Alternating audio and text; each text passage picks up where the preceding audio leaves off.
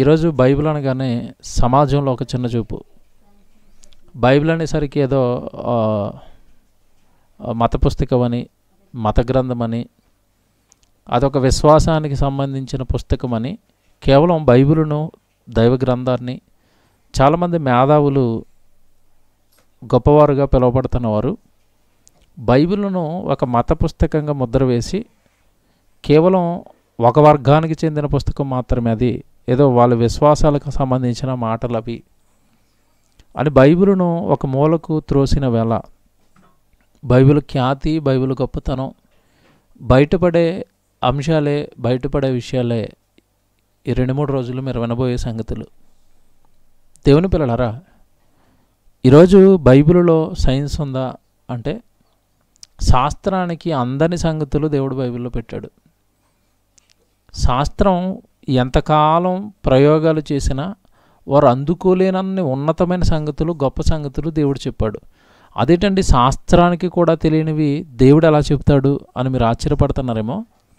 దేవుడు అనగానే ఈ సమాజానికి అర్థం కాని విషయం ఏంటంటే, బైబిల్ గురించి సమాజం అర్థం చేసుకోవాల్సిన విషయం ఏంటంటే, బైబిల్కి ఈ విషయాలన్నీ ఎలా తెలుసు అని మీరు ఆలోచిస్తే,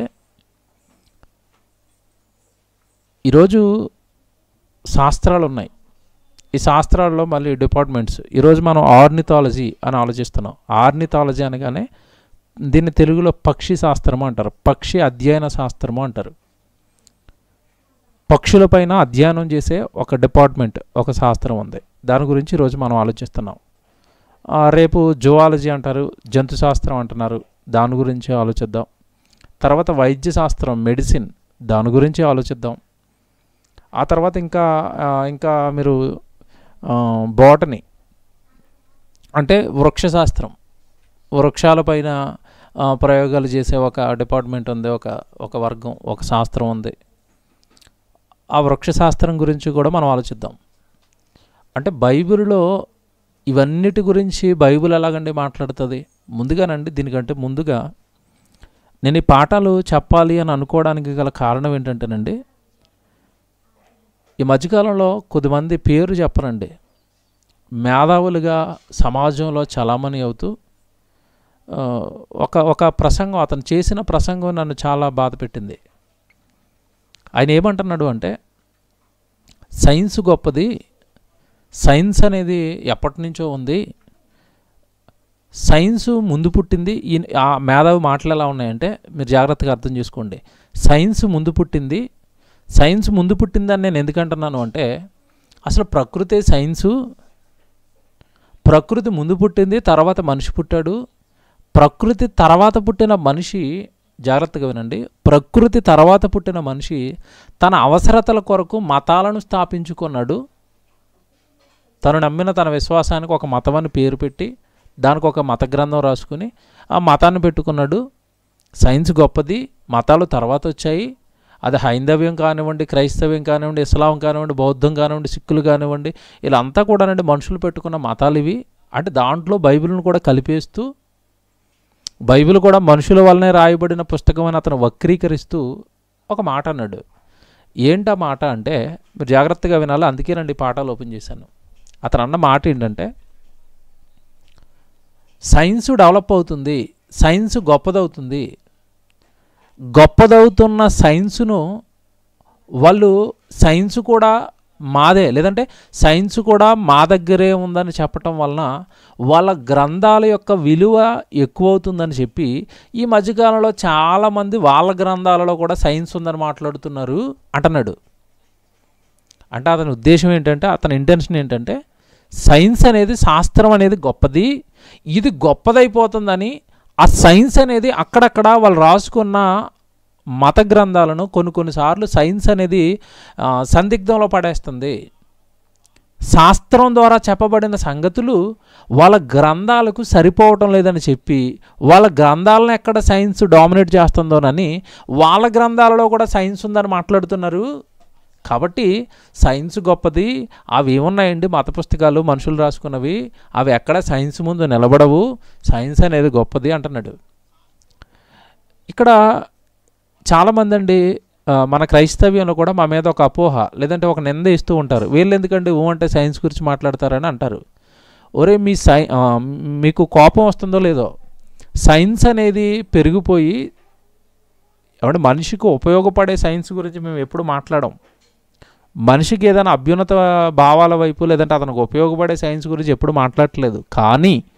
కానీ రోషం కలిగిన దేవుని కుమారుడిగా ఏమంటే నీకు కూడా దేవుని కుమారుడిగా నువ్వైతే మా సైన్స్ కంటే ఆ బైబిల్ తక్కువ, లేదంటే మా సైన్స్ ముందు ఆ బైబిల్ నిలబడదు అన్నప్పుడు నిరూపించే ప్రయత్నం చేయాలా వద్దా?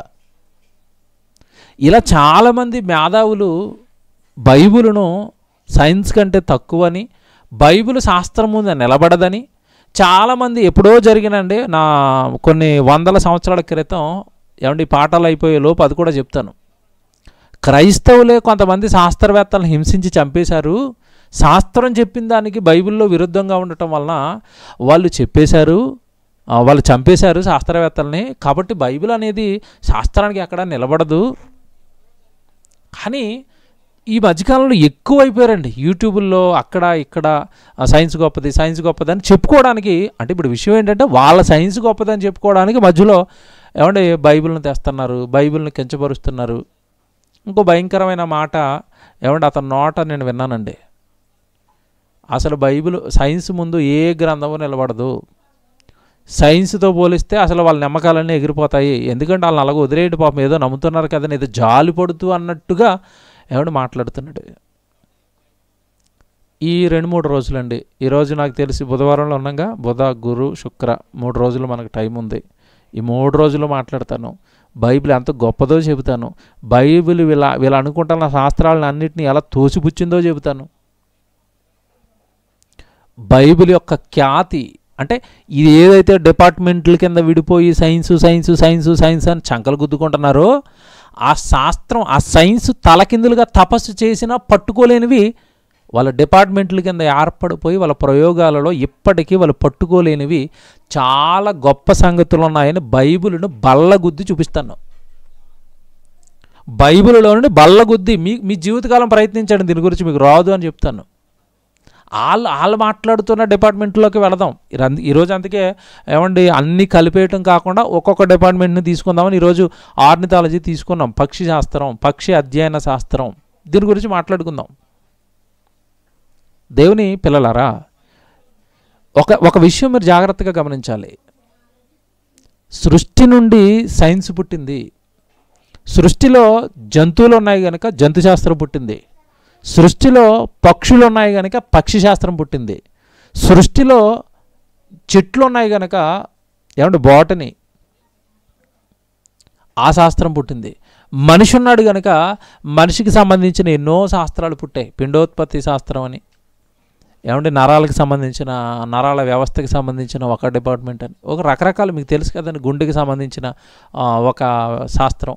ఇలాగ మనిషి ఉన్నాడు కనుక మనిషి మీద ఎన్నో ఒక్కొక్క అవయవానికి ఒక్కొక్క డిపార్ట్మెంటు ఒక్కొక్క శాస్త్రం ఒక్కొక్క వింగ్ ఏర్పడింది.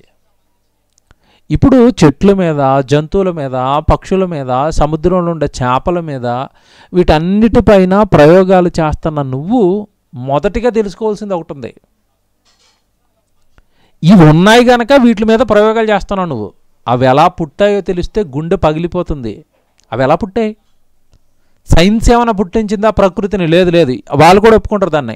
వాళ్ళు ఏమంటున్నారంటే ప్రకృతి పుట్టిందండి. ఎలా పుట్టింది ఎలా పుట్టింది ఏంటంటే మేము చెప్పాంగా ఒక థియరీ. ఏం థియరీ? Big bang theory. పెద్ద శబ్దం వచ్చింది, శబ్దంలో నుంచి చెట్లు వచ్చేసాయి, శబ్దంలో నుంచి జంతువులు వచ్చేసాయి, శబ్దంలో నుంచి నేల వచ్చేసింది, ఆ శబ్దంలో నుంచి మనుషులు ఏమంటే తర్వాత ఈ జంతువుల నుంచి వచ్చిన కాలక్రమేణా జంతువులే మనుషులుగా రూపాంతరం చెందేశాయి, కోతి నుండి మనిషి వచ్చేసాడు.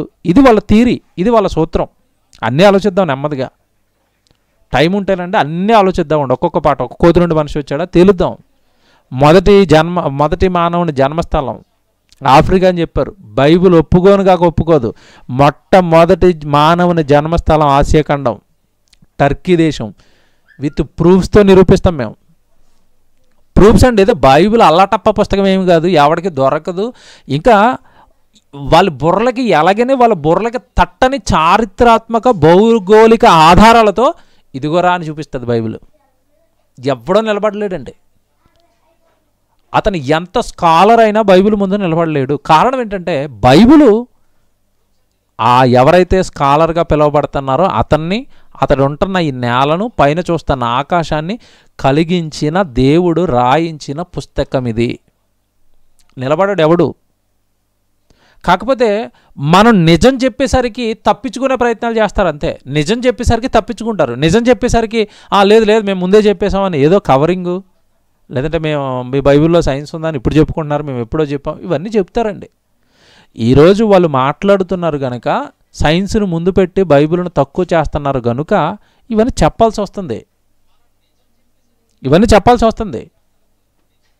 అసలు బైబిల్లో ఒక మాట మీరు చూడండి, జంతు ప్రపంచం అంటారుగా. ఈ జంతువుల గురించి మాట్లాడేటప్పుడు జంతు ప్రపంచం, పక్షి ప్రపంచం, ఇవన్నీ ప్రపంచాలు అంటారు వీళ్ళు. చేపల ప్రపంచం, ఇవన్నీ ప్రపంచాలుగా చెబుతూ వీటి గురించి ఒక్కొక్కటి వీళ్ళు వివరించుకుంటూ వెళ్ళారు. అసలు నువ్వు మాట్లాడుకుంటున్న ఈ ప్రపంచాలన్నీ, నువ్వు ప్రయోగాలు చేస్తున్న ఈ ప్రపంచాలన్నీ ఎలా కలిగాయో బైబిల్లో రాయబడింది. కాకపోతే నువ్వు దగ్గరకు వచ్చి ఆగిపోయావు అంతే. నువ్వేమన్నావు అంటే శబ్దం వల్లనే ఏర్పడింది అని చెప్పావు. ఆ శబ్దం ఎవరో ఎప్పటికీ నీకు తెలీదు. నీ శాస్త్రం ప్రకారం మాట్లాడుతున్నాను.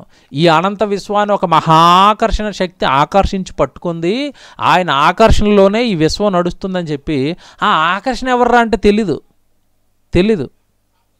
ఒక చీకటి శక్తి అని చెప్తున్నారు. తెలియని ఒక ఆకర్షక శక్తి దీని అంతా ఆకర్షించి పట్టుకుంది. ఆయన ఎవరో తెలీదు. దగ్గరకు వస్తున్నారండి వీళ్ళు.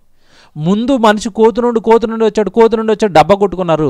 ఈ మధ్యకాలంలో శాస్త్రం లేటెస్ట్గా తేల్చింది ఏంటంటే, లేదండి మేము చెప్పింది తప్పు, మనుషులందరిలో మైటోకాండ్రియా అనే కణం ఉంటుంది, కణం తల్లి నుండి వస్తుంది కనుక మానవ జాతి అంతా కోతు నుండి రాలేదు, తల్లి నుండి వచ్చారు అని చెప్పారు. దగ్గరికి వస్తున్నారు. రావాలి మీరు బైబిల్ దగ్గరికి. ఇప్పుడు అసలు ఈ ప్రపంచం జంతు ప్రపంచమా, వృక్ష ప్రపంచమా, ఈ ప్రపంచాలన్నీ ఎలా కలిగాయో దేవుడు బైబిల్లో రాయించిన ఒక మాట మీరు చూడండి ఒకసారి. హెబ్రీయులకు రాసిన పత్రిక 11వ అధ్యాయము. దయచేసి అందరూ బైబిల్ తెరచి బైబిల్లో చెప్పబడుతున్న ఈ వాక్యాలు చాలా జాగ్రత్తగా రాసుకోండి. హెబ్రీయులకు రాసిన పత్రిక 11వ అధ్యాయము.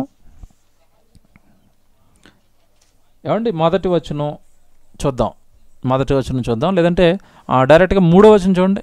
2వ వచనం ఒక్క నిమిషం. 3వ వచనం అండి.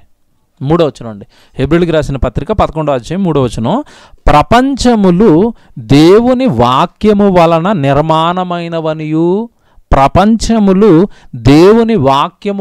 నిర్మాణమైనవనియు అందును బట్టి దృశ్యమైనది కనబడే పదార్థములచే నిర్మింపబడలేదనియు విశ్వాసము చేత గ్రహించుకొనుచున్నాము. నీకు కనబడే పదార్థం ఏదైతే ఉందో అది కనబడే పదార్థాలతో నిర్మింపబడలేదు. శబ్దం, దేవుని వాక్యం ప్రపంచాలను కలిగించింది. మా బైబిల్ చెప్పిందిరా, ప్రతి దానికి క్లియర్గా కన్ఫ్యూజన్ లేకుండా బైబిల్లో దేవుడు రాయించి పెట్టాడు. భూమి కలుగుగాక, సూర్యుడు కలుగుగాక, చంద్రుడు కలుగుగాక, వృక్షాలు కలుగుగాక, పక్షులు కలుగుగాక, సముద్రం కలుగుగాక, ఆకాశం కలుగుగాక, నేల కలుగుగాక. శబ్దం, ఆదికాండంలో దేవుడు చేసిన శబ్దాలు ఇవి. ఆ శబ్దం వాక్యం. ఆ వాక్యం ఈరోజు ప్రపంచాన్ని కలిగిస్తే, సృష్టిని కలిగిస్తే, ఆ సృష్టిలో పుట్టిన పక్షుల మీద ప్రయోగం చేసి నువ్వు ఒక శాస్త్రవేత్తగా, నువ్వు ఒక గొప్పవాడిగా సమాజంలో దేవుడు కలిగించిన ప్రకృతి మీద ప్రయోగము చేసి ఒక గొప్పవాడిగా సమాజానికి పేరేసుకొని తిరుగుతున్నావు. శాస్త్రవేత్త అంటున్నావు, గొప్పవాడిని అంటున్నావు, నాకు మించినవాడు లేడు అంటున్నావు. బాధ ఏంటంటే మీ డబ్బా మీరు కొట్టుకోండి, మాకు ఏ బాధ లేదు. ఎందుకంటే ఎవరు కాపీ కొట్టినా దేవుడు కలిగించిన సృష్టి నుండే కాపీ కొట్టుకోవాలి. మాకు బాధ ఏమీ లేదు, మీరు డబ్బా మీరు కొట్టుకోండి. బాధ ఏంటంటే బైబిల్ను తప్పు పట్టడం, బైబిల్ను కూడా మత పుస్తకాలలో ఏదంటే మనుషులు రాసిన పుస్తకాలలో ఒక పుస్తకంగా కలిపేయటం, ఇది మా రోషానికి, ఇది మా మాట్లాడడానికి గల కారణం. రండి బైబిల్ ముందు కూర్చోండి. శాస్త్రమా బైబిలా? శాస్త్రానికి బొడ్డోడక మునిపే బైబిల్ ఎన్ని సంగతులు చెప్పిందో డేట్లతో సహా చెప్తాను నేను, డేట్లతో సహా. నీ శాస్త్రం ఒక డిపార్ట్మెంట్ తీసుకొని, శాస్త్రం ఆ డిపార్ట్మెంట్ని ఎప్పుడు ప్రవేశపెట్టింది, ఎవరు ప్రవేశపెట్టారు, దానికి ముందే బైబిల్ ఏం చెప్పింది అని చెప్తాను. మా బైబిల్ అంత గొప్పది. మా బైబిల్ మా సృష్టికర్త రాయించిన పుస్తకం, మా కన్నతండ్రి రాయించిన పుస్తకం. ఆయనకి తెలియదంటూ ఏం లేదు. సృష్టిలో ఏ రహస్యాన్ని అడిగినా దేవుడు చెప్తాడు. అది మా ధైర్యం, అది మా తండ్రి మాకు ఇచ్చిన అతిశయం. నా వాక్యం గొప్పదనైనా, నా వాక్యం గొప్పదైన నా వాక్యాన్ని ప్రజల ముందు పెట్టి నన్ను గొప్ప చేయండి అని మా కన్నతండ్రి చెప్పాడు. దేవుని పిల్లలరా, ఆలోచిద్దాం. ఈ పక్షి శాస్త్రం గురించి మీరు ఆలోచిస్తే దీని ఆర్నిథాలజీ ఏమంటే ఇంగ్లీష్లో అంటారు. దీనికి సంబంధించిన పితామహుడు, అంటే ఈ పక్షి శాస్త్రానికి సంబంధించిన పితామహుడు గురించి ఏమంటే ఒక ఆయన ఉన్నారు, సలీం అలీ అతని పేరు. ఇతనికి బర్డ్మెన్ ఆఫ్ ఇండియా అనే ఒక బిరుదు ఉంది. ఆ తర్వాత మరొక బిరుదు ఏంటంటే ఫాదర్ ఆఫ్ ఆర్నిథాలజీ, అంటే పితామహుడు, ఆర్నిథాలజీకి పితామహుడు అని ఈయన గురించి మాట్లాడతారు. ఏమంటే సలీం అలీ. ఇతను ఈ పక్షుల పైన ప్రయోగాలు చేయడం ప్రారంభించాడండి. పక్షి శాస్త్రానికి పితామహుడు అనుకోవచ్చు. అతని నుంచి ప్రారంభమైంది. ఈ సలీం అలీ అనే అతను ప్రయోగాలు చేశాడు. తన ఆయుష్కాలాన్ని, తన కాలాన్ని, తన సమయాన్ని పక్షుల మీద ప్రయోగాలు చేయడానికి వాడాడు. ఏం చేశాడంటే గూళ్ళ దగ్గరికి వెళ్ళటం, అది ఎన్ని గుడ్లు పెడుతుంది, ఏ పక్షి ఎంత దూరం ప్రయాణం చేస్తుంది, ఏ పక్షి ఎంత ఎత్తులో ప్రయాణం చేస్తుంది, ఆ తర్వాత ఎన్ని జాతులు ఉన్నాయి పక్షుల్లో, అవి ఎంతకాలం బ్రతుకుతాయి, ఆ తర్వాత ఆహారం ఎలా తింటాయి, పిల్లల్ని ఎలా కంటున్నాయి, పక్షులను ఎలా పెంచుతున్నాయి, ఇవన్నీ కూడానండి అతను చక్కగా అతను చేసిన ప్రయోగాల పేరట ఇదిగో నేను పక్షి మీద ప్రయోగాలు చేసి ఇదిగో ఇవి పెట్టాను, ఈ విషయాలు మీకు చెప్తున్నాను అని చెప్పేశాడు. నిజంగానండి ఇతను ఈ ప్రయోగాలు చేసిన తర్వాత అందరూ పక్షుల మీద ఒక ఇంట్రెస్ట్ పెరిగింది. పక్షులు అంటే ఇవా. సుమారుగానండి అతను ప్రారంభించిన తర్వాత అండి చాలా మంది పుట్టుకొచ్చారు ఆ డిపార్ట్మెంట్ మీద ఆ ప్రయోగాలు చేస్తూ. ఈ పక్షుల మీద బాగా ప్రయోగాలు చేసి ఒక సంగతి ఏం చెప్పారంటే, దక్షిణాఫ్రికాలో ఎక్కువ జాతుల పక్షులు ఉన్నాయి. సుమారు 1500 జాతులు ఉన్నాయంట. దక్షిణాఫ్రికాలో ఎక్కువ ఉన్నాయి పక్షులు జాతులని దక్షిణాఫ్రికా గురించి చెప్పారు. తర్వాత ప్లేస్లో ఏమంటే పాలస్తీనా, అక్కడ సుమారు 348 జాతుల పక్షులు ఉన్నాయి అని చెప్పారు. ఈ పక్షుల మీద అండి వీళ్ళు ప్రయోగాలు చేస్తూనే ఉన్నారు. కొన్ని సంగతులు చెప్పుకుంటూ వెళ్ళారు. ఏం చెప్పారు అంటే, కొన్ని పిట్టలు బాగా అరుస్తాయి, ఎలాగ అరుస్తుంది, ఎలాంటి సౌండ్లు చేస్తుంది, ఇవి చెప్పారు. ఏ ఆహారం తింటుంది ఇది చెప్పారు. అలాగే ఈ పక్షులు కూడా అంతరించిపోయే జీవుల్లో పక్షి జాతి కూడా ఉంది. కొన్ని జాతులు అంతరించిపోతున్నాయని అంతరించిపోయే జాతుల గురించి చెప్పారు. ఆహారం గురించి చెప్పారు. ఇలాగండి పక్షుల మీద ప్రయోగాలు చేసి వీరికి ఏది సాధ్యమవుతుందో సాధ్యమైనంత మట్టుకండి పక్షుల గురించి చెప్పుకుంటూ వెళ్ళారు. మీరు జాగ్రత్తగా వినాలి ఇవి. ఇకపోతే గుడ్లగూబ మీద ప్రయోగాలు చేశారు. గుడ్లగూబ మీకు తెలుసు కదండి, రాత్రిపూట కనబడుతుంది. దాని మీద ప్రయోగాలు చేసి కొన్ని ఏం చెప్పారంటే, అది ఆహారం తినేటప్పుడు ముక్కలు చేసుకుని ఆహారం తింటుంది. కొన్ని సందర్భాల్లో గుడ్లగూబ ముక్కలుగా చేసుకుని ఆహారం తినే టైములు దానికి లేకపోతే జంతువుగా మింగేస్తుంది. అలా మింగేసిన అది అరగిన ఆహారాన్ని మళ్ళీ బయటికి కక్కేసి ఒక వ్యవస్థ గుడ్లగూబలో ఉంది. ఇలాంటివన్నీనండి చెప్పుకుంటూ వెళ్ళారు వీళ్ళు. అంటే గుడ్లగూబ ఏం తింటుంది, ఆహారం మిగిలిపోతే ఏం చేస్తుంది అలా చెప్పారు. మరో పక్షి గురించి చెప్తూ ప్రయోగాలు చేసి ఏమన్నారంటే ఒక విచిత్రమైన పక్షి ఉందండి. అది మన ఇండియాలో ఉండేది, తర్వాత మిగతా దేశాలు అన్నట్లకి పాకింది. ఆ పక్షి గురించి ఏం చెప్పారంటే, ఇది విచిత్రమైన పక్షి అండి. ఇది కేవలం వర్షం నీళ్ళు త్రాగి మాత్రమే బతుకుతుంది.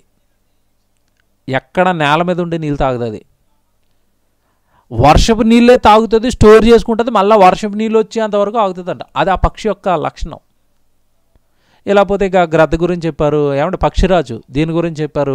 దాని ఆయుష్కాలం చెప్పారు. ఒక 70 సంవత్సరాలు బతుకుతుందని చెప్పారు. ఆ తర్వాత అది ఏమంటే ఆ 70 సంవత్సరాలు బ్రతికి అది 40 సంవత్సరాలకి ముసలిదైపోతుందని, గోళ్ళు అన్నీ చివుకుపోతాయని, ముక్కు చివుకుపోతుందని, ఆ తర్వాత దాన్ని కొత్త గోర్లు తెచ్చుకోవడానికి, కొత్త ముక్కును తెచ్చుకోవడానికి, కొత్త ఈకలు తెచ్చుకోవడానికి ఒక ఎత్తైన కొండ మీదకి వెళ్ళిపోతుందని, అక్కడ ఉండిపోతుందని, ఆ గోళ్ళు ఈకలు అన్నీ పీకేసుకుని మరలా నూతనంగా గోర్లు, నూతనంగా ముక్కు, నూతనంగా రెక్కలు తీసుకుని మళ్ళా ఇంకొక 30 సంవత్సరాలు వేటాడుతుందని, ఇలాగండి పక్షుల మీద ప్రయోగాలు చేసి కేవలం ఇవి మాత్రమే చెప్పారు.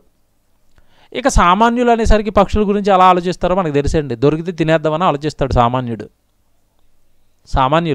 పక్షులను వేటాడుకుంటే తినొచ్చు, ఆహారానికి బాగుంటాయి, గుడ్లు పెట్టడానికి బాగుంటాయి.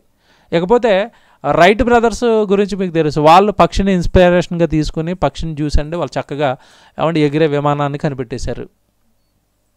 ఇదంతా కూడానండి ఇప్పటి వరకు నేను చెప్పింది అంతా కూడా పక్షిని చూసి మనిషి చెప్పింది, మనిషి నేర్చుకున్నది, ప్రయోగాలు చేసి పక్షి గురించి మానవ జాతికి ఇచ్చిన ఇన్ఫర్మేషన్ ఇది. ఇప్పుడు దేవుడిని అడగాలి, ఏంటిదేవా ఈ పక్షుల గురించి, ఏంటిదేవా ఈ పక్షుల జీవితం ఏంటి, అసలు పక్షులు ఏంటి, పక్షుల నుంచి మేము నేర్చుకోవాలి, పక్షులను ఎందుకు కలిగించారు, ఇవి దేవుడిని అడిగితేనంటే చక్కగా దేవుడు వీళ్ళు ఇచ్చిన ఇన్ఫర్మేషన్కి డబల్ ఇన్ఫర్మేషను బైబిల్లో రాయిస్తాడు. బైబిల్లో రాయించాడు దేవుడు. ఏంటి పక్షుల సంగతి ఏంటి, ఈ పక్షుల గురించి మీరు ఆలోచించడానికి అసలు ఎప్పుడు పుట్టే పక్షులు అంటే దేవుడు కలిగించాడు. ఈ పక్షి జాతిని దేవుడే కలిగించాడు. ఎన్నో రోజు అంటే సృష్టి క్రమంలో 5వ రోజు పక్షులు కలిగాయి. ఒకసారి మీరు ఆదికాండానికి రావాలి, ఎందుకంటే పూర్తి చరిత్ర మీకు తెలియాలి. ఆదికాండము 5వ అధ్యాయం మొదటి అధ్యాయము 20వ వచనం చూడండి. ఆదికాండము మొదటి అధ్యాయము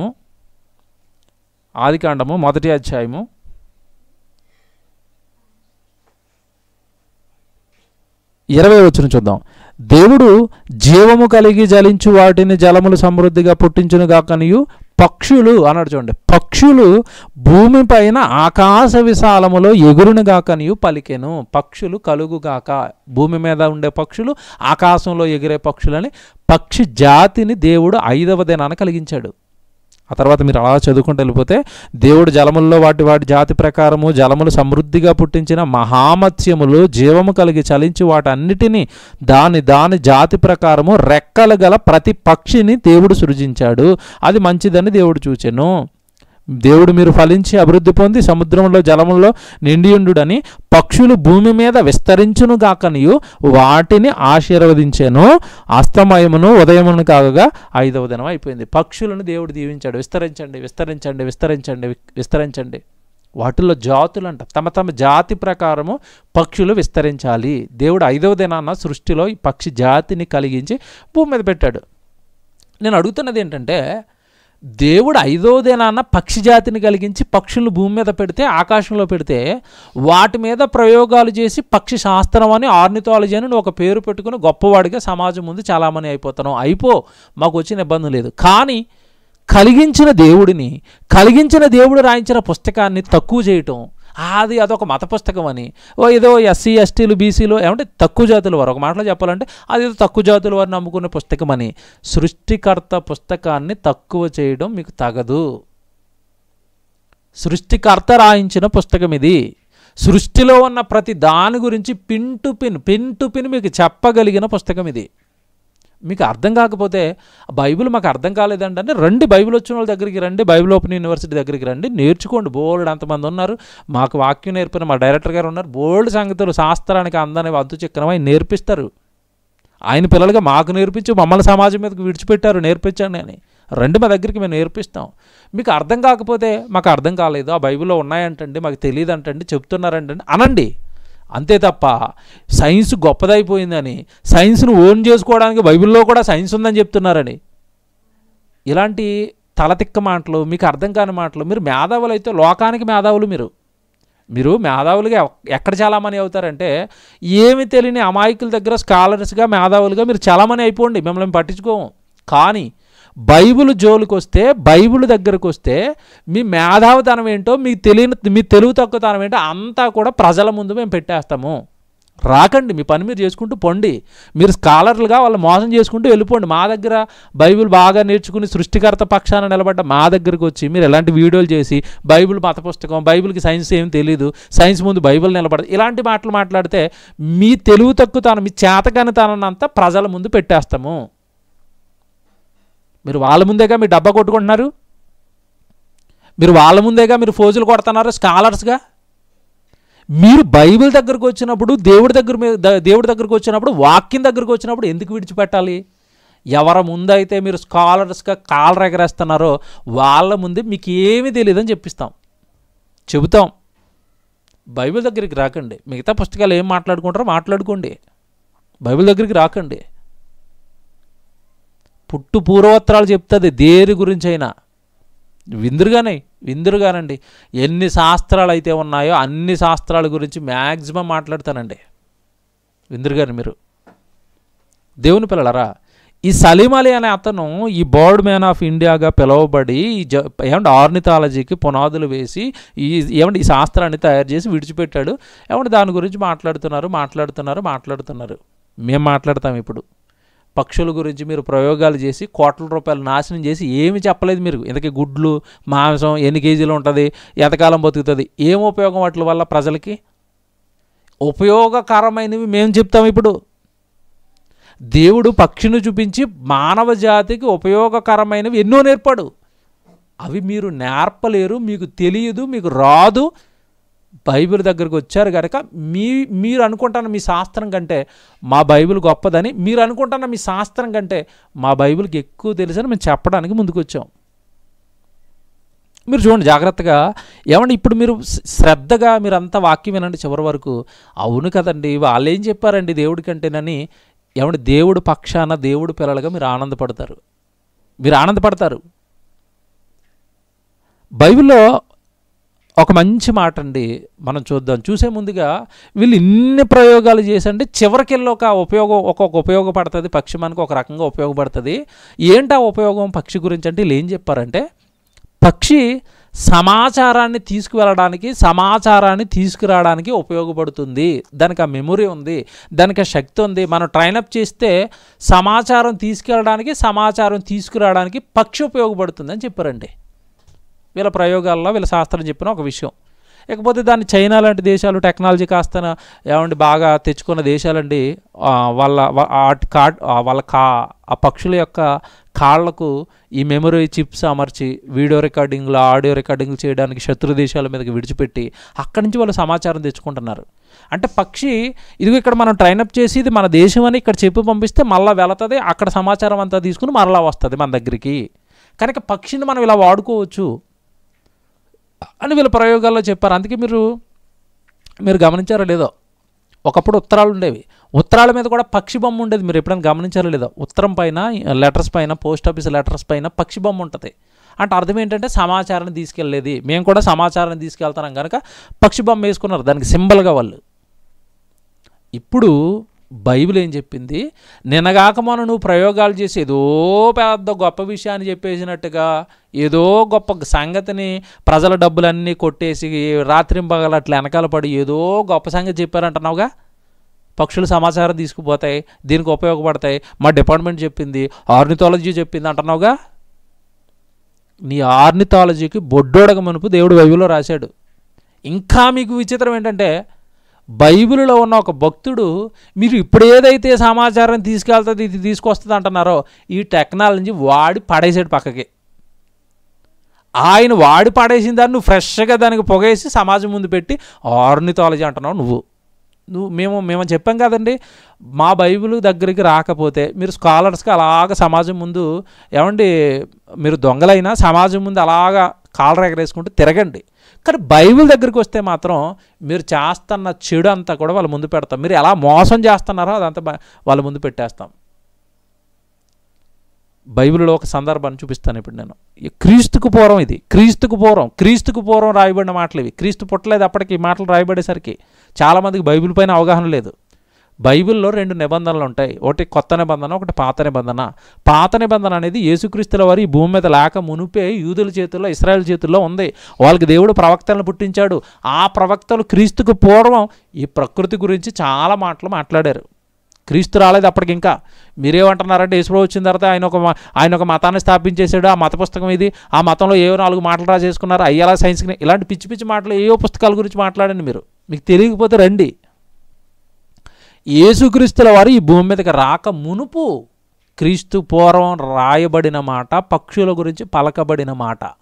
జాగ్రత్తగా మీరు వింటే ఇర్మియా గ్రంథం ముందు ప్రసంగి గ్రంథం మీరు చూద్దాం. ప్రసంగి గ్రంథం మీరు చూడండి, 10వ అధ్యాయం ప్రసంగి గ్రంథం. సొలొమోన్ అనే మహాజ్ఞానిగా పిలువబడిన ఆయన మీ చరిత్ర పుస్తకాల్లో కూడా ఈ సొలొమోన్ గురించి రాసుకున్నారు. కింగ్ డేవిడ్ అంటారు, కింగ్ సొలొమోన్ అన్నారు. సొలొమోన్ గురించి మీ పుస్తకాల్లో కూడా రాసుకున్నారుగా. ఆయన రాయించిన మాట ఇది. ఏమంటున్నాడో ప్రసంగి గ్రంథం 10వ అధ్యాయము 20వ వచనం మీరు చూడండి. 20వ వచనం మీరు చూస్తే, నీ మనసందైనను రాజును శపించవద్దు, నీ పడక గదిలోనైనను ఐశ్వర్యవంతులను శపింపవద్దు, ఎలయనగా ఆకాశ పక్షులు ఆకాశ పక్షులు సమాచారమును కొనిపోతాయి. ఆకాశ పక్షులు సమాచారాన్ని తీసుకువెళ్ళిపోతాయి. తర్వాత రెక్కలు గలది సంగతి తెలుపును. రెక్కలు కలిగినది సంగతిని చెబుతుంది. రెక్కలు కలిగినది సంగతిని చెబుతుంది. ఎప్పుడు చెప్పింది ఇది బైబిల్? ఎప్పుడు ఇది బైబిల్ చెప్పింది? మేము అందుకే అంటున్నాగా, మీ పని మీరు చేసుకుంటూ వెళ్ళిపోతే మీరు స్కాలర్స్గానే సమాజానికి కనపడతారు. కానీ మీరు బైబిల్ దగ్గరికి వస్తే, బైబిల్ దగ్గరికి వస్తే, బైబిల్ని కించపరిస్తే, బైబిల్ శాస్త్రానికి ముందు నిలబడదంటే అసలు మీ శాస్త్రమే ఎందుకు పనికిరాదని సమాజం ముందు, ప్రజల ముందు పెడతాము. రెక్కలు కలిగినది సమాచారాన్ని కొనిపోతుంది. రెక్కలు కలిగింది సమాచారాన్ని తెలుపుతుంది. ఎంత వండర్ఫుల్ బైబిల్ అండి. ఎందుకంటే పక్షిని చేసిన దేవుడికి పక్షి ఏం పని చేస్తుందో తెలీదా? నువ్వు చెప్పాలా? పక్షిని చేసింది దేవుడు. పక్షి ఎందుకు ఉపయోగపడుతుందో నీకు తెలుసా? ఆయనకి తెలుసా? చేసిన ఆయనకి. ఎంత బాగుందండి మాట. మళ్ళీ చదువుతున్నానండి. ఎలయనగా ఆకాశ పక్షులు సమాచారమును కొనిపోవును. రెక్కలు కలిగినది సమాచారమును, రెక్కలు కలిగినది సంగతిని తెలుపుతుంది. కొనిపోతుంది, తీసుకొస్తుంది. కొనిపోతుంది, తీసుకొస్తుంది. చైనా వాడు వాడాడని చెప్తున్నానుగా, చాలా రాజ్యాలు పక్షులను వాడుకుంటానని చెప్తున్నానుగా. చాలామంది ఏమంటే శత్రు దేశాల యొక్క సైనిక రహస్యాలను తెలుసుకోవడానికి పక్షులను ఉపయోగిస్తూ ఉంటారు. ఆ పక్షులకి తెలిసి తెలియని ఒక చిన్న చిప్పుని దాంట్లో పెట్టడం, అలా శత్రు సైన్యం మీదకి విడిచిపెట్టడం, ఆ సంఖ్య ఎంత ఉంది, వాళ్ళ దగ్గర ఏ విమానాలు ఉన్నాయి, వాళ్ళు ఎంతమంది పబ్లిక్ ఉన్నారు, అలాగా సమాచారాన్ని తెచ్చుకోవడానికి ఇప్పుడు ఈ పక్షులను వాడుకుంటున్నారు. ఎప్పుడు? క్రీస్తుకు పూర్వం. మీరు కాస్త ఓపిక పెట్టుకునండి. వచ్చే వారంలో కూడా సైన్స్ పాఠాలు చెప్తానండి. వీళ్ళు క్రీస్తు శకంలో శాస్త్రాలు కనిపెట్టి దానికి పితామహులు ఉంటారు. ప్రతిదానికి ఓ సంగతిని వీళ్ళు చెప్తారు. దానికి పితామహుడు ఉంటాడు. దాన్ని ఏ డేట్లో, క్రీస్తు శకం 18వ శతాబ్దం అని, 15వ శతాబ్దం అని, 5వ శతాబ్దం అని, 6వ శతాబ్దం అని, లేదంటే 20వ శతాబ్దం అని, ఇలాగా 19వ శతాబ్దం అని, 18వ శతాబ్దం అని, ఇలా శతాబ్దం ఉంటుంది. దానికి ఒక పితామహుడు ఉంటాడు. అతను ఏదో కనిపెట్టింది ఉంటుందిగా. ఈ పితామహుల జాబితా అంతా చెప్తాను రోజు. వీళ్ళు కనిపెట్టక మునుపు ఆ సంగతిని బైబిల్ ఎప్పుడో చెప్పిందని బైబిల్లో క్రీస్తుకు పూర్వం అవన్నీ చూపిస్తాను. ఎందుకు ఇవన్నీ మాట్లాడాల్సి వస్తుంది, ఎందుకు ఇవన్నీ ప్రజలకు చెప్పాల్సి వస్తుందంటే బైబిల్ను కించపరచటం, బైబిల్ను తక్కువ చేసే ప్రయత్నం చేయటం. ఎంత బాగుంది బైబిల్, ఎంత బాగుంది బైబిల్లో దేవుడి మాట. ఏమంటే ఆ తర్వాత మీరు చూస్తే సమాచారం తీసుకెళ్ళిపోతుంది అన్నట్టుగా దీనిని వాడి పడేసిన టెక్నాలజీ అన్నాడు కదా. ఎవరు వాడుకున్నారు అంటే దీనిని వాడుకున్నదండి. మీరు చదవండి ఆదికాండము సంగతులు రాసుకొని మీరు చక్కగా రాసుకొని చదువుకోండి. ఆదికాండము 8వ అధ్యాయము 6వ వచనం చూడండి. బైబిల్లో నోవా గారి జలప్రలయంలో వాడలో ఉండిపోయాడు నోవా గారు. ఆ ఒక్క కుటుంబం రక్షించబడింది. చుట్టూ జలప్రలయంతో చుట్టేసింది. ఆ వాడ ఆరారాతి పర్వతాల మీద ఆగింది. ఆరారాతి పర్వతాలు స్టిల్ ఇప్పటికే ఉన్నాయి. ఆ రోజు ఆగిన ఆ వాడ యొక్క అవశేషాలు ఇప్పటికే దొరికాయి. బైబిల్లో కట్టుకథలు ఏమి ఉండవు. రండి కావాలంటే ఆధారాలతో చూపిస్తాం మేము. ఆ వాడ ఎక్కడ ఆగిందో దానికి సంబంధించిన అవశేషాలు బయటపడ్డాయి. దాని ఫొటోస్ తీశారు. అది ఇప్పటికీ మ్యూజియం చేసి అక్కడ దాన్ని ఇప్పటికీ ప్రదర్శనశాలలో పెట్టారు దాన్ని. నోవా గారు వాడ ఆగిన ప్రాంతం. ఆ రోజు వాడలో నీళ్ళలో ఉండిపోయిన ఆయన బయట పరిస్థితులు ఎలా ఉన్నాయో తెలుసుకోవడానికి వాడింది కాకిని, పౌరాన్ని. ఎందుకు వీటినే వాడాడు? మీకులాగా ఆయన రాత్రింపకల్లో ఎన్ని గూడ్లు ఎడతానా, ఎన్ని పక్షులు ఎడతానా, అట్లా వెనకాల ప్రయోగాలు చేసి పక్షి రెక్కలతో సమాచారం, రెక్కలు కలిగింది సమాచారం తెస్తుంది, సమాచారం తీసుకెళ్ళిపోతుంది అని ఆయన ప్రయోగాలు చేసి కాదు, దైవ జ్ఞానంతో పక్షిని పంపిస్తే సమాచారాన్ని తీసుకొస్తుందని తెలిసి విడిచిపెట్టాడు. బయటికి వెళ్ళింది, అది బయటికి సమాచారాన్ని తీసుకుని వచ్చింది. ఒక చెట్టు యొక్క ఆకుని తెంచి కాళ్ళతో పట్టుకొని వచ్చింది మరలా నాగర్ దగ్గరికి. కొంచెం నీళ్ళు తగ్గాయినా ఏగో చెట్లు కనబడుతున్నాయి. సమాచారాన్ని పట్టుకుని వచ్చింది. వాడి పడేసిన టెక్నాలజీ. అందుకే అంటున్నాను నేను, మా బైబిల్లో ఉన్న భక్తులు వాడి పడేసిన టెక్నాలజీ నువ్వు శాస్త్రం పేరుతో ఈరోజు ప్రజల ముందు కాళ్ళు ఎగరేస్తున్నావు. చూసారా? ఇకపోతే ఇంకొక సంగతి చెప్పాలి. ఇప్పుడు ఈరోజు అంటే పక్షులు అంతరించిపోతున్నాయి, నెమలు అంతరించిపోతుంది కనుక నెమలని జాతీయ పక్షిని చేశారు మన ఇండియాకి. ఎందుకు జాతీయ పక్షిని చేశారంటే జాతీయ పక్షిని వేటాడినా తిన్నా కూడా పెద్ద నేరం అది. జైలుకి వెళ్ళిపోతారు. ఆ భయంతోనైనా ఆ జంతువుని కొట్టి తినేయకుండా ఉంటారేమో పక్షిని ఏమంటే జాతీయ పక్షిని చేసేసారు నెమల్ని. ఇలా చాలా జాతులు అంతరించిపోతున్నాయి మొత్తుకుంటున్నారు ఈ జంతు ప్రేమికులు అందరూ కూడా. పక్షులు అంతరించిపోతున్నాయి, ఈ జాతి కనపట్టలేదు, ఆ జాతి కనపట్టలేదు. ఇప్పుడు రేడియేషన్ వచ్చేసింది. రేడియేషన్ వచ్చేయడం వల్ల చిన్న చిన్న పిచ్చుకలు ఉండేవాడు. ఆ పిచ్చుకలు ఇప్పుడు అసలు అంతరించిపోయి ఎక్కడ కనపట్టలేదు పెద్దగా అవి. ఎందుకు? ఈ 4Gలు 3Gలు ఎక్కడో 2G కాడ ఉన్న తర్వాత 3G అన్నాడు, తర్వాత 4G అన్నాడు, ఇప్పుడు 5G అన్నాడు. నిజంగా ఈ జీలు పెరిగేసరికి ఇప్పుడు పెట్టలే చచ్చిపోతున్నాయి, తర్వాత మనుషులు చంపేస్తాడేమనిపిస్తుంది ఈ టెక్నాలజీతో. తర్వాత ఈ తేనెటీగలండి అవి కూడా చచ్చిపోయినాయి రేడియేషన్కి, ఈ సెల్ టవర్స్కి, వీళ్ళు కనిపెట్టిన 5Gలకి టెక్నాలజీలకి. పక్షులు అంతరించిపోతున్నాయి. ఇప్పుడు మొత్తుకుంటున్నారు పక్షులు అంతరించిపోతున్నాయి అని. ఒరే నాయన కొడుకా, నేను నీ కోసం కలిగించాను రా పక్షుల్ని, వాటిని చెడుతనం వలన నువ్వు చంపేసుకుంటావు రా, జాగ్రత్త, దాన్ని కాపాడుకోరా అని దేవుడు మరలా క్రీస్తుకు పూర్వం, నేను చెప్పేవన్నీ నోట్ చేసుకోవాలా, క్రీస్తుకు పూర్వం ఇర్మియా గ్రంథం మీరు చూడండి, పక్షులు అంతరించిపోతాయి కాపాడుకోండి అని దేవుడు ఎప్పుడు చెప్తున్నాడో ఏమంటే క్రీస్తుకు పూర్వమే. ఇర్మియా గ్రంథం 12వ అధ్యాయం అండి, 12వ అధ్యాయము 4వ వచనం ఒకసారి చూడండి బైబిల్లో. ఇర్మియా గ్రంథం 12వ అధ్యాయం 4వ వచనం, భూమి అన్నాళ్ళు దుఃఖింపవలెను, దేశం అంతటిలోని గడ్డి అన్నాళ్ళు ఎండిపోవలెను, అతడు మన అంతము చూడడని దుష్టులు చెప్పుకొని చుండగా. అండర్లైన్ చేసుకోండి, దేశములో నివసించేవారి చెడుతనము వలన జంతువులను పక్షులను సమసిపోవుచున్నవి. జంతువులను పక్షులను వీళ్ళ చెడుతనం వలన సమసిపోతున్నాయి, నాశనం అయిపోతున్నాయి, అంతరించే జాతుల్లోకి వెళ్ళిపోయినాయి. అవి చాలా జంతువులు వెళ్ళిపోయాయి, చాలా పక్షులు వెళ్ళిపోయాయి. ఎందుకంట? వాటి నాశనానికి కారకుడు ఎవడంట? మనిషి చేస్తున్న చెడుతనము, ఉపయోగం లేని నీ ప్రయోగాలు, నీ రేడియేషను, నీ పొల్యూషను, నువ్వు సృష్టికి చేస్తున్న అన్యాయం, అక్రమాలు, నీ చెడుతనం, నీ పాపపు పనులతోనే అగో జీవులు అంతరించిపోతున్నాయి. మనుషుల చెడుతనము అంతరించిపోవడానికి గల కారణం ఎప్పుడు చెప్పాడు? దీనికి ప్రయోగాలు అవసరమా? దేవుడు చక్కగా చెప్పట్లేదు నీకు కావాల్సినవన్నీ. సృష్టికర్త రాయించిన పుస్తకాన్ని రాత్రింపగళ్ళు చదవండి చాలు. సృష్టి చాలా బాగుంటుంది. నువ్వు దాని మీద ప్రయోగాలు చేసి చక్కగా దాన్ని చేసి నీకు ఇచ్చాడు వాడుకోమని. దాని మీద ప్రయోగాలు చేయాల్సిన అవసరం లేదు. దాని పని అది చేస్తుంది. నీ పని నువ్వు చేయడానికి పుట్టావు, నువ్వు దాని మీద ప్రయోగాలు చేయడానికి పుట్టలేదు. నిన్ను పుట్టించిన నీ పరమతండ్రి కొరకు చెప్పడానికి, ఆయన కొరకు బ్రతకడానికి పుట్టావు నువ్వు. వాడుకోమని ఇచ్చాడు ఆయన. చక్కగా ఇల్లు కట్టించాడండి దేవుడు. ఆ ఇంట్లో నువ్వు ఉండని సృష్టిని కలిగించి ఒక ఇంటితో పోల్చి చెప్తున్నాను. సృష్టి అంతా ఒక ఇల్లు అయితే అందులో ఉండని ఆయన ఇచ్చాడు. మీ నాన్న ఇల్లు కట్టించాడు నీకు.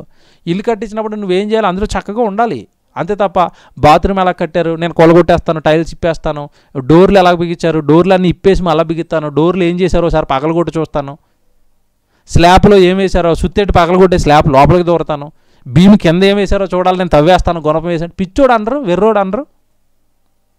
పరమతండ్రి దృష్టి కండి అలాగే కనపడుతున్నారు ఈరోజు. ఏ పూర్వీకులు ఏమి లేని కాలంలో బ్రతకలేదా వాళ్ళు?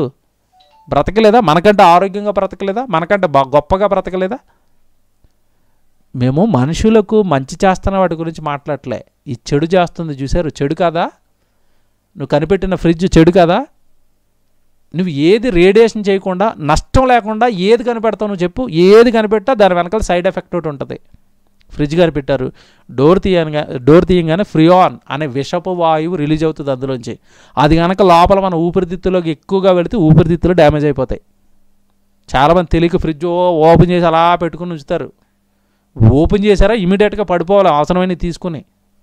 చల్లగా గాలి తగులుతుంది కదా అనేది కూలర్ దగ్గర కూర్చుంటారు చాలామంది డోర్ ఓపెన్ చేసుకుని. ఊపిరితిత్తులు ఎగిరిపోతాయి అందులోంచి వచ్చే గాలికి. దేని వలన సైడ్ ఎఫెక్ట్ లేదు చెప్పండి ఈరోజు మనిషి కనిపెట్టిన దానివల్ల? దీనికి ఒక పెద్ద ఏదో గొప్ప చేసినట్టుగా ప్రజల ముందు దేవుని పిల్లలారా చెప్పేశాడు ఇక్కడ. నీ చెడుతనం, నువ్వు చేస్తున్న చెడు పనుల వలన ఇదిగో నష్టం కలుగుతుంది, జాగ్రత్త. నువ్వు చేసే చెడు పనుల వలన నష్టం కలుగుతుంది, జాగ్రత్త. ఆ జీవులన్నీ అంతరించిపోవడానికి నువ్వే కారకుడివి అన్నాడు. ఎంత బాగుందండి. బైబిల్ ఏం చెప్పట్లేదు బైబిల్. ఇకపోతే అత్యంత ప్రాముఖ్యమైన సంగతి ఒకటి మీరు వినాలి. యేసుక్రీస్తుల వారు కూడా ఈ పక్షుల గురించి మాట్లాడాడు. మత్తయి సువార్త 6వ అధ్యాయం 26వ వచనం. త్వరగా చూడండి, మత్తయి సువార్త 6వ అధ్యాయము 26వ వచనంలో ఒక మాట చెప్తాడు ఆయన. ఏమన్నాడు? ఆకాశ పక్షులను చూడుడి, అవి విత్తవు, కోయవు, కొట్లలో కూర్చుకొనవు, అయినను మీ పరలోకపు తండ్రి వాటిని పోషించుచున్నాడు. అండర్లైన్ చేసుకోవాలా. శకపురుషుడు, సృష్టిని కలిగించిన సృష్టికర్త యేసుక్రీస్తుల వారు చెప్పిన మాట ఏమన్నాడు అంటే, ఇదిగో మీ చుట్టూ కళ్ళ ముందు పక్షులు ఉన్నాయి కదా, మీ ఇంటి ముందు ఎగురుతున్నాయి కదా, ఏమన్నా అడవుల్లో పక్షులు ఉన్నాయి కదా, ఈ ఎగురుతున్న వాటి అన్నిటిని ఎవరు పోషిస్తున్నారు? మీ పరలోకపు తండ్రి వాటిని పోషించుచున్నాడు. మీరు జాగ్రత్తగా వినాలి. మీ పరలోకపు తండ్రి వాటిని పోషించుచున్నాడు. వాటికంటే మీరు బహుశ్రేష్ఠులు కారా? అవి దేవుడి పైన ఆనుకున్నట్టుగా మీరు దేవుడి పైన ఆనుకుంటే దేవుడు మిమ్మల్ని బ్రతికించడా? చూసారా? అంటే పక్షి నుంచి నువ్వు నేర్చుకోవాల్సిన పాఠం ఉంది. ఇది ఆర్నిథాలజీ డిపార్ట్మెంట్ చెప్పలేదు. గుడ్లు, మాంసం ఎంతకాలం బతుకుతుంది, ఆహారం ఎంత తింటుంది, ఎంత దూరం ప్రయాణం చేస్తుంది, ఇవి తెలుసు తప్ప వాటికి కలిగించిన దేవుడు, కలిగించిన సృష్టికర్త వాటి నుంచి మానవ జాతి నేర్చుకోవాల్సిన పాఠాలు చెప్తున్నాడు. అవి ఎప్పటికీ వీళ్ళకి తెలియదండి. మీరు ముందుకెళ్ళేసరి చెప్తాను, కొన్ని చెప్తాను, జాగ్రత్తగా వినండి. ఈరోజండి నిజంగా పక్షిని చూసి తినడం నేర్చుకున్నాడు మనిషి, అంతే. పక్షిని చూస్తే తినాలి. రైట్ బ్రదర్స్ ఏమంటే అదేదో విమానం కనిపెట్టాలి, ఇలా తీసుకున్నారు తప్ప యేసుప్రభు అంటున్నాడు ఆకాశ పక్షులను చూడుడి. చూడండి అంటే ఇంతకాలం మీరు చూసిన మీ దృష్టితో చూడద్దు వాటిని. అప్పటికి యేసుప్రభు చెప్తున్న టైంకి చూడలేదు అలా అందరూ అంటే చూశారు. ఎలా చూశారు? తినేయడానికి మసాలా పైన పక్షిని చూస్తే కింద మసాలాను నూరుతున్నారు. అలా కాదు ఆయన చూడమంటంట. ఆకాశ పక్షులను చూడండి, అవి ఒక మీకు ఆత్మీయ పాఠాన్ని నేర్పిస్తాయి. ఏంటా పాఠం? అవి విత్తవు, కొట్లలో కూర్చుకొనవు. ఆట్లా మనకలాగా వ్యవసాయం లేదు. వ్యవసాయం దగ్గర పొలాల గట్టులో కూర్చొని పోటీ లేదు. నీళ్ళు కోసం కొట్టుకోవడం లేదు. ఎరువుల కోసం చచ్చిపోవడం లేదు. ఏమంటే కల్తీ విత్తనాలు విత్తేసి పంటగా ఆత్మహత్యలు చేసుకోవడం లేదు. వాటికి ఎలాంటి రోగము, ఏమంటే వాటికి ఏంటి ఎలాంటి బాధలు ఏమీ లేవు వాటికి. ఏమండి మనుషులు ఆత్మహత్య చేసుకుంటున్నారు ఈ పంటలు వేసి పంటగా. ఎక్కడైనా ఒక పక్షి ఆత్మహత్య చేసుకున్నట్టుగా మీరు చూస్తారా? పక్షికి ఎక్కడైనా ఒక పక్షికి ఈ బాబోయ్ మా పంట పండట్లేదని టెన్షన్లు వచ్చేసి బీపీలు, షుగర్లు పక్షులకి ఏమైనా ఉన్నాయా? మీరు బాగా ఆలోచించండి. దానికి ఏమైనా పక్షవాతం వచ్చేసి పడిపోయి గిలగిలగిల కొట్టుకొని చచ్చిపోయిన పక్షులను చూసారా? ఏముండదే. చాలా బాగా పెరుగుతున్నాయి, అవి చాలా బాగా పెరుగుతున్నాయి. కారణం ఏంటంటే ఆ పక్షులను పోషిస్తున్నది పరమతండ్రి. యేసుక్రీస్తుల వారు చెబుతూ మీరు వాటికంటే శ్రేష్ఠులు గారా, అవి దేవుడి పైన ఆధారపడి బ్రతుకుతున్నాయి. వాటి నుంచి మీరు నేర్చుకోవాల్సిన పాఠం ఉంది. తినటమే కాదు, పాఠం నేర్చుకోండి. వాటికంటే మీరు బహుశ్రేష్ఠులు. మిమ్మల్ని బ్రతికించడా దేవుడు? బైబిల్లో బ్రతికించిన దాఖలాలు లేవా? చుట్టూ ఉన్న సమాజం అంతా నాశనం అయిపోయిన నోవగారు ఎవడు వాడలో బ్రతకలేదా? కరువు వచ్చేసింది, మొత్తం రాజ్యం మొత్తానికి కరువు వచ్చేసింది. ఏలియాని కాకులతో పెంచి పోషించుకోలేదా? నిన్ను పోషించడా? ఏలియా గారి కాలంలో బయలు ప్రవక్తలను అందరినీ పెంచి పోషిస్తూ ఆహాబు, యెజబెలు ఎవడు దేవుడి తరపున నిలబడిన ప్రవక్తలు అందరినీ నరికి చంపుతుంటే ఆ రోజు ఓబద్య ప్రవక్తల పోషకుడు, ప్రవక్తలందరిని ఒక గుహలో దాచి దేవుడు ప్రవక్తలందరినీ అక్కడ ఓబద్యాన్ని పెట్టి పెంచి పోషించుకున్నాడు. చాలామందికి తెలియదు చరిత్రలన్నీ. అంటే పక్షులకున్న విశ్వాసం కూడా దేవుడి పైన మనకి లేదు. అవి ఆహారం కొరకు టెన్షన్ పడిపోవట్లేదు, దేవుడి పైన ఆధారపడుతున్నాయి. ఎలాగండి దేవుడి పైన ఆధారపడుతున్నాయి అంటున్నారా? ఒక వాక్యం చూపిస్తాను. యోబు గ్రంథం మీరు చూడండి, ఎంత బాగుంటుంది వాక్యం. చూడండి అసలు ఎంత బాగా రాయించాడండి దేవుడు. యోబు గ్రంథం 38వ అధ్యాయము 41వ వచనం. యోబు గ్రంథం ఏమండి యోబు గ్రంథం మీరు చూడండి 38వ అధ్యాయం యోబు గ్రంథం 41 చదువుతున్నారు. ఏమంటే జాగ్రత్తగా వినండి. ఇది తిండి లేక తిరుగులాడుచు కాకి పిల్లలు దేవునికి మొరపెట్టినప్పుడు కాకి ఆహారం సిద్ధపరచువాడెవడు? ఆర్నిథాలజీ డిపార్ట్మెంట్ మొత్తం ట్రై చేయండి దీనికోసం. మీరు చెప్పండి ఏం జరుగుతుందో. ఇక్కడ విషయం ఏంటంటే ఎవడి సమాజం చాలా జాగ్రత్తగా వినాలి. పక్షి మాటలు పక్షికి అర్థమవుతాయి. పిల్లలు చూడండి, పిల్లల్ని కోడి దాన్ని దగ్గరికి తెచ్చుకోవాలనుకున్నప్పుడు అది ఒక రకమైన సౌండ్ చేస్తుందండి. ఆ సౌండ్ చేసి రెక్కలు ఇలా ఎత్తగానే పిల్లలు అన్నీ దాని రెక్కల కిందకి వెళ్ళిపోతాయి గ్రద్ద వచ్చినప్పుడు. అది ఏదో భాష ఉంది, దానికి ఏదో భాష కోడ్ ఉంది. పక్షి పిల్ల మాట్లాడుకుంటున్నాయి, పక్షులన్నీ మాట్లాడుకుంటాయి. ఒక కాకి ఏదైనా ఆహారం దొరికిందంటే కావమంటే 4 కాకులు వస్తాయి. పావురానికి ఏదైనా ఆహారం వేశారనుకోండి, ఆ పావురం ఒకటి తినదు, ఆ గింజలను చూడగానే వెళ్ళిపోతుంది, మిగతా ఫ్రెండ్స్ని అందరినీ పట్టుకుని వస్తుంది. అంటే అవి ఒకదానికొకటి వాళ్ళ భాష ద్వారా భావాలు షేర్ చేసుకుంటున్నాయి. అవి మీరు ప్రాక్టికల్గా కావాలంటే చూడండి, ఒక ఎక్కువ గింజలో చోట వేసారంటే అక్కడ కనుక ఒక పావురం చూసిందంటే 10 పావురాలను తీసుకుని వస్తుంది. అది మా ఇంటి పైన రోజు చూసేవాడిని నేను. అది అంటే అది అక్కడికి వెళ్ళి వాళ్ళకి చెప్పింది ఏమని, పలానా చోట ఆహారం ఉందని ఏదో భాషలో మాట్లాడుకుని వాళ్ళు తీసుకొచ్చింది. అంటే వాటికి భాష ఉంది, మాట్లాడుకుంటున్నాయి. విచిత్రం ఏంటంటే ఎవరితో అవి ఎక్కువగా మాట్లాడుకుంటాయంటే దేవునితో మాట్లాడుకుంటున్నాయంట. కాకి పిల్ల అన్నాడు చూడండి, అక్కడ కాకి కాదు దేవుడికి మొరపెడుతుంట, అక్కడ ఏంటంట కాకి పిల్ల. మళ్ళీ చదువుతున్నాను 40, తిండి లేక తిరుగులాడుచు కాకి పిల్లలు దేవునికి మొరపెట్టినప్పుడు, కాకి పిల్ల కాకి కాదు, కాకి పిల్లకు కూడా కాకి పిల్లను పుట్టించింది దేవుడని, ఆహారం అడగాలంటే ఆయన్ని అడగాలని కాకి పిల్లకి తెలుసు. మీ పిల్లలకి తెలుసా? పోని మీకు తెలుసా మిమ్మల్ని పుట్టించింది దేవుడని, ఆహారం అన్నీ ఇస్తున్నది ఆయనని? ఏదైనా సమస్య వస్తే ఆయన వైపు చూడాలని మనకు తెలుసా? మన పిల్లలకి తెలుసా? గుడ్లన్నీ పెడుతుంది, ఎంతకాలం బతుకుతుంది? ఈ కాదు నువ్వు పక్షి నుంచి నేర్చుకోవాల్సింది, పక్షిని కలిగించిన సృష్టికర్త నేర్పుతున్నాడు పాఠాలు. ఆర్నిథాలజీ డిపార్ట్మెంట్ అంత కూర్చొని నేర్చుకోవాలి ఇవి. కాకి పిల్ల దేవుడికి మొరపెడుతుందంట. ఎలా మొరపెడుతుంది? ఏం భాషలో ఏం మాట్లాడి చెప్పు, నువ్వు నీ డిపార్ట్మెంట్ ఉందిగా, అది ఏం మాట్లాడుకుంటుంది చెప్పు. పక్షి ఏం మాట్లాడుకుంటున్నాయి చెప్పు, నీకు తెలియదు, అది దేవుడు చెప్తున్నాడు ఇక్కడ. పక్షి పిల్లలు దేవుడికి మొరపెడుతున్నాయి. కాకి పిల్ల దేవుడికి మొరపెట్టినప్పుడు ఎవడు బయటికి వెళ్ళిపోయిన తల్లి కాకి దేవుడు ఆహారం ఇస్తుంటే ఆహారం పట్టుకొచ్చి వీటి ఆకలిని తీరుస్తుంది. What a wonderful! పక్షుల్లో ఉన్న భక్తి, పక్షుల్లో ఉన్న విశ్వాసం, పక్షులు దేవుడితో మాట్లాడుకునే విధానం. కష్టం రాగానే పిల్లలు దేవుడితో మాట్లాడుకుంటున్నాయి. వయసు వచ్చి 30-40 సంవత్సరాలు ఉన్న మనం ఇంకా దేవుడితో సరిగా మాట్లాడడం, ఇంకా మనకు ప్రార్థన చేయడం రాదు. ఆత్మీయ పాఠాలు నేర్పుతున్నాయి పక్షులు. మాకు కష్టం వస్తే మేము తండ్రిని చూస్తాం, మాకు కష్టం వస్తే మా సృష్టికర్తను చూస్తాం. మీరు ఎవరిని చూస్తున్నారు? మనకే కష్టం రాగానే కళ్ళు అన్ని భూమి మీద ఉంటాయి, చుట్టుపక్కల వాళ్ళ మీద ఉంటాయి. చూసారా? పక్షి నీకు నేర్పుతున్న పాఠం ఇది. మాట్లాడుకుంటానేంటి అవి దేవుడితో. అందుకే కాకి దేవుడు ఆహారం ఇస్తున్నాడంట. కాకే కాదు, నువ్వు ఇంకా చూస్తావా? కీర్తనల గ్రంథం 104వ కీర్తన చూడు. 104వ కీర్తన 21 అండి. 104వ కీర్తన 21 మీరు చూడండి. కీర్తనల గ్రంథం 104వ కీర్తన 21 మీరు చూస్తే ఏమంటే, సింహపు పిల్లలు వేట కొరకు గర్జించుచున్నవి, తమ ఆహారమును దేవుని చేతిలో నుండి తీసుకొని చూచుచున్నవి. సింహపు పిల్లలు ఆహారాన్ని దేవుడి చేతుల్లో నుండి తీసుకుంటున్నాయంట. అంటే మాకు ఆహారం పెట్టేదని సింహపు పిల్లలకు తెలుసు, మాకు ఆహారం పెట్టేదని కాకి పిల్లలకు తెలుసు. నేను ఏమనాలేక ఇంత ఎదిగినా నీకు తెలియక మళ్ళీ ప్రయోగాలంటూ, శాస్త్రం అంటూ, స్కాలర్ అంటూ, దేవుడి గురించి ఏం తెలియదు. నేను ఏమనాలి ఇప్పుడు? సృష్టిలో పిల్లలకి తెలుస్తున్న సంగతులు కూడా నీకు తెలియలేదు కదా. కాకి పిల్లకి తెలిసింది నీకు తెలియదు, సింహ పిల్లకి తెలిసింది నీకు తెలీదు. ఏం నేర్పో ప్రయోగాలు చేసి లోకానికి? దేవుడు నేర్పుతున్నాడు, నాయన అవన్నీ నా పైన ఆనుకుంటారా, నేను వాటిని పోషిస్తానరా, నేను వాటికి ఆహారం ఇస్తానరా, నేను వాటిని పుట్టించుకున్నానరా. వాటి నుంచి నువ్వు నేర్చుకోవాల్సింది ఏంటంటే, అవి ఆధారపడుతున్నట్టుగా కూడా నువ్వు నా మీద ఆధారపడలేదురా. నా మీద ఆధారపడితే నేను నిన్ను పెంచి పోషిస్తాను, కాపాడుకుంటాను, రక్షించుకుంటాను, రక్షణ ఇస్తాను. దేవుడు ఎక్కడ చెప్పింది? ఆర్నిథాలజీ డిపార్ట్మెంట్ ఇవన్నీ ఎక్కడ చెప్పింది? మీరు చెప్పండి, ఇవన్నీ ఎక్కడ చెప్పింది? ఇవన్నీ? దేవుని పిల్లలారా, ఇలా మీరు బైబిల్లో ఆలోచించుకుంటూ పోతేనండి, దేవుడు బైబిల్లో చెప్పిన మాట మీరు రాసుకోండి. ఈ మాట కూడా యోబు గ్రంథం 35వ అధ్యాయం 11వ వచనం. యోబు గ్రంథం 35వ వచనం 11వ వచనం అంటాడు, భూజంతువుల కంటే మనకి ఎక్కువ బుద్ధి నేర్పుచు, ఆకాశ పక్షుల కంటే మనకు ఎక్కువ జ్ఞానమును కలగజేయచ్చు, నన్ను సృజించిన దేవుడు ఎక్కడ ఉన్నాడని వెతుకువాడు ఎవడనూ లేడు అంటాడు. వాటికంటే మీకు బుద్ధి ఎక్కువ ఇచ్చాను రా బాబు, వాటికంటే మీకు ఎక్కువ జ్ఞానం ఇచ్చాను. పక్షులు అవి పుట్టిన నాట నుండి అవి గూడులే కట్టుకుంటున్నాయి, గూట్లోనే ఉంటున్నాయి.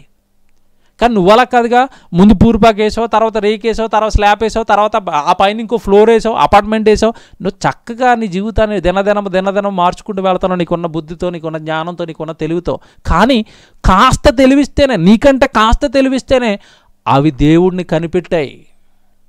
మీరు ఎందుకని జువాలజీ గురించి చెప్పినప్పుడు, జంతుశాస్త్రం గురించి చెప్పినప్పుడు వీటి యొక్క ఖ్యాతి ఏంటో, జంతువుల యొక్క గొప్పతనం ఏంటో, వాటికి ఉండే మనుషుల కంటే అవి ఎంతగా దేవుడి పైన ఆధారపడిపోయాయో మీరు విందురుగానండి. వినాలి ఇవన్నీ మనం. దేవుని పిల్లలారా, ఏంటి శాస్త్రానికి తెలిసింది, ఏంటి మాకు తెలియంది, ఏంటి శాస్త్రానికి తెలిసింది, ఏంటి బైబిల్కి తెలియంది? ఏం తెలియలేదు. అవి అంతరించిపోతాయని ముందే చెప్పింది, అవి సమాచారాన్ని తీసుకెళ్తాయని ముందే చెప్పింది, అవి ఆహారం కొరకు దేవుడి పైన ఆధారపడతాయని ముందే చెప్పింది. ఇంకోటి చెప్తాను ఇప్పుడు, అసలు అందరికీ తెలియాల్సింది, అసలు మనుషులకి బుద్ధి చెప్తున్నాయి. అవి పెద్ద బుద్ధిని నేర్పిస్తున్నాయి ఆ మనుషులకి. ఏమి నేర్పిస్తున్నాయి చెప్తాను, జాగ్రత్తగా వినండి చివరి మాట. ఏమండి, ఇర్మియా గ్రంథం 8వ అధ్యాయం మీరు చూడండి, ఎంత పెద్ద పాఠం అండి. అసలు అవి నేర్పుతున్న పాఠానికి మనుషులు అసలు దాని ముందు నిలబడలేరు. ఇర్మియా గ్రంథం మీరు చూడండి, 8వ అధ్యాయం ఇర్మియా గ్రంథం 8వ అధ్యాయము 7వ వచనం చాలా జాగ్రత్తగా చదవాలి. ఇది కూడా క్రీస్తుకు పూర్వమే. మీ శాస్త్రానికి బొడ్డు వాళ్ళలేదు అప్పటికి. క్రీస్తుకు పూర్వం ఇర్మియా గ్రంథం 8వ అధ్యాయము 7వ వచనం మీరు చూడండి. క్రీస్తుకు పూర్వం ఏమండి, ఇర్మియా గ్రంథం 8వ అధ్యాయము 7వ వచనం. ఆకాశములకెగురు సంకుబడి కొంగ అయినను తన కాలమును ఎరుగును. అండర్లైన్ చేసుకోవాలా, బాగా వినండి.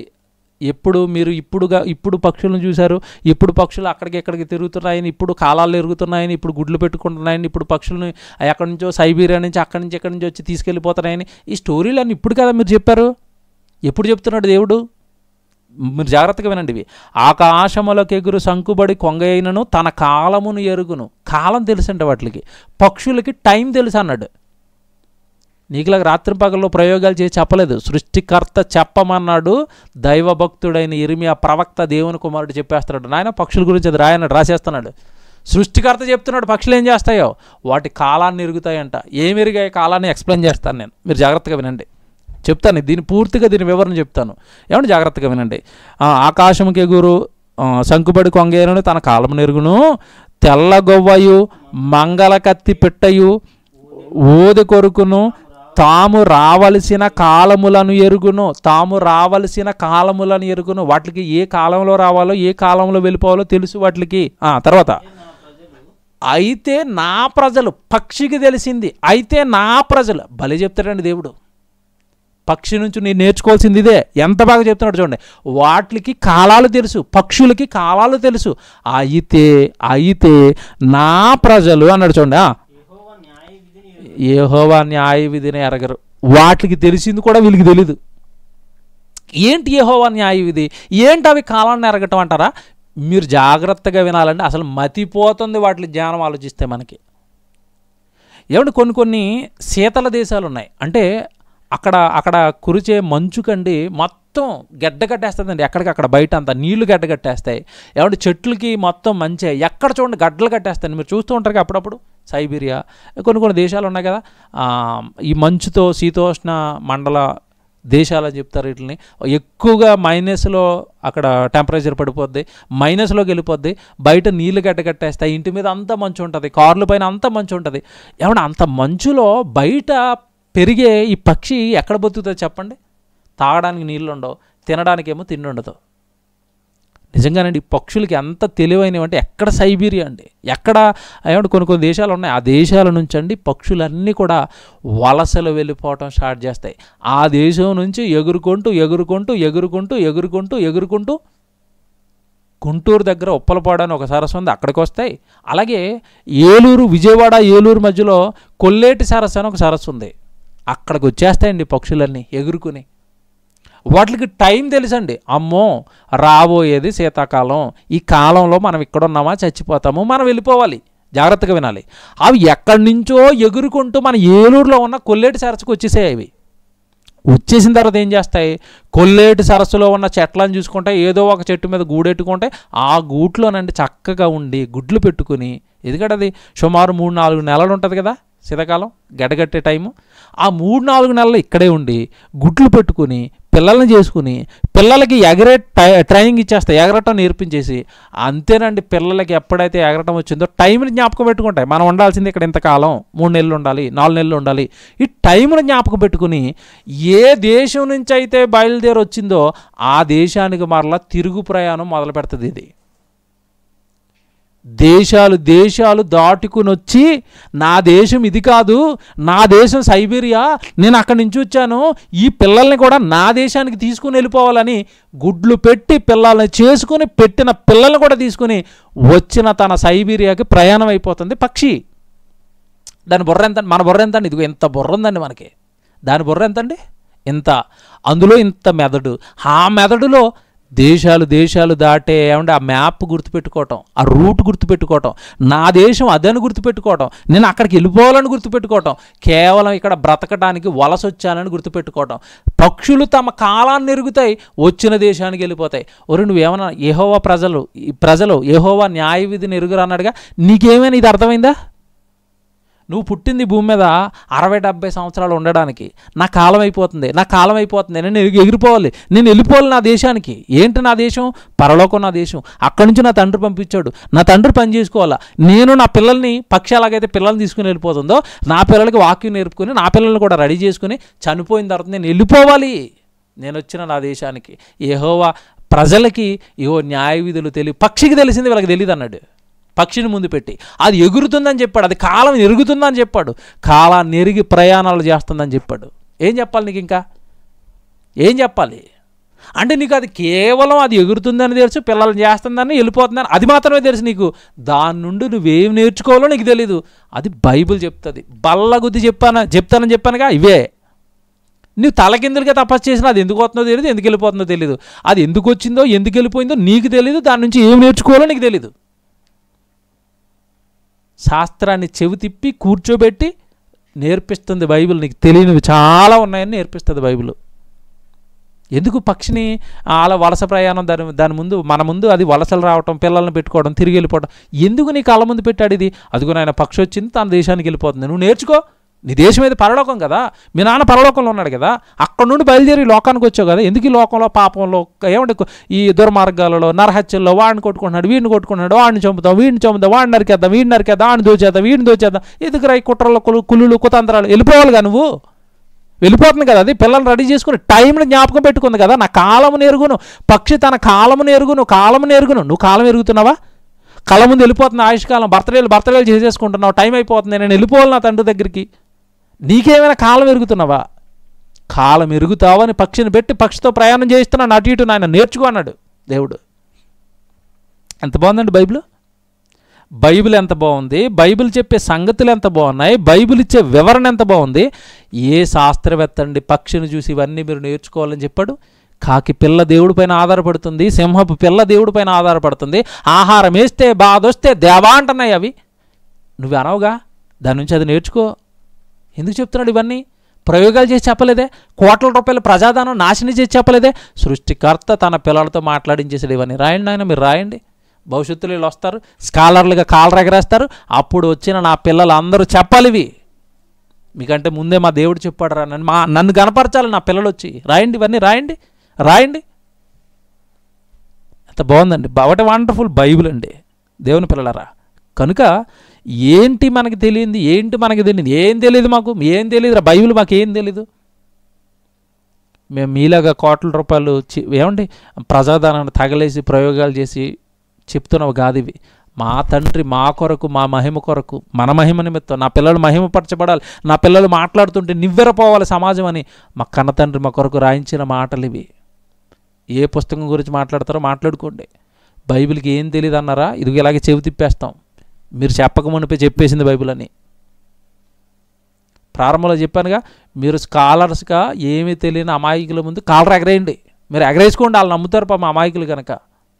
మా ముందు కాదు, బైబిల్ ముందు కాదు, దేవుడు పిల్లల ముందు కాదు, దైవ గ్రంథం ముందు కాదు. మీరు ఏమి తెలియని వాళ్ళని ప్రపంచం ముందు ఇలా పెడతాం. మీరు చెప్పినవన్నీ కోట్ల రూపాయలు తగలేక మునిపై బైబిల్ చెప్పిందని చక్కగా వాళ్ళ చేతుల్లో పెడతాం. కనుక బైబిల్ జోలికి రాకండి. బైబిల్ సృష్టికర్త రాయించిన పుస్తకం, ఆయన చెప్పనిదంటూ, ఆయనకి తెలియదంటూ, సృష్టిలో నువ్వు కొత్తగా చెప్పేదంటూ ఏమీ లేదు. కలిగించిన ఆయన మాట్లాడతాడు నీకంటే గొప్పగా, ఆయన అడుగు, మారుమనసు పొందు, ఆ గర్వాన్ని విడిచిపెట్టు. నేనేదో సాధించేసాను, నేనేదో చెప్పేస్తున్నాను. బైబిల్ జోలికి రాకండి. మీరు మీ కుటుంబాలు అల్లకల్లోలం అయిపోతారు. చాలామంది దాడి చేశారు బైబిల్ పైన, ఇది పుట్టిన నాట నుండి అందరూ కాలగర్భంలో కలిసిపోతున్నారు. అది మాత్రం అజేయంగా నిలబడింది, అనేక మందిని మారుస్తుంది నేటికి బైబిల్. కారణం సృష్టికర్త బైబిల్ వెనుకున్నాడు, మర్చిపోవద్దు.